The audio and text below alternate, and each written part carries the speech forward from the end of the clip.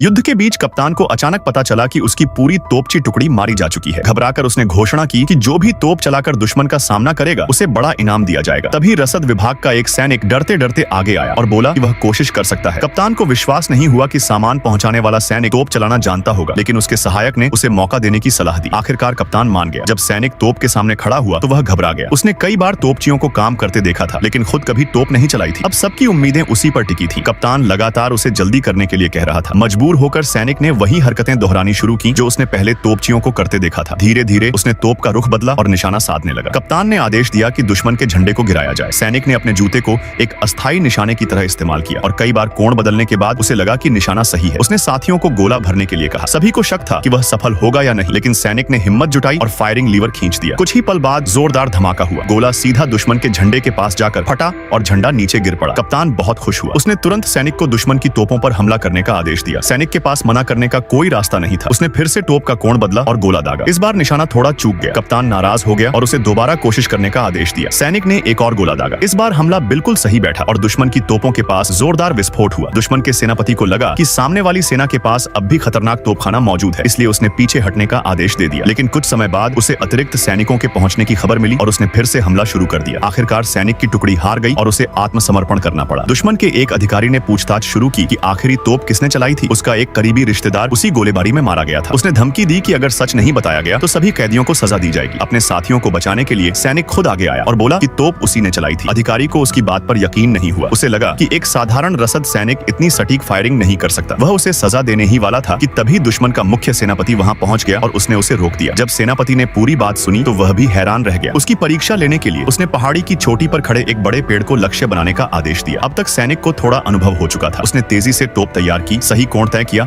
और बिना झिझक गोला दाग दिया। सबकी हैरानी के बीच गोला सीधे पेड़ से टकराया। यह देखकर सेनापति बेहद प्रभावित हुआ। उसे यकीन हो गया कि उसके सामने कोई साधारण सैनिक नहीं बल्कि जन्मजात तोपची खड़ा है। उसी दिन से उस सैनिक की पहचान एक असाधारण तोप विशेषज्ञ के रूप में होने लगी।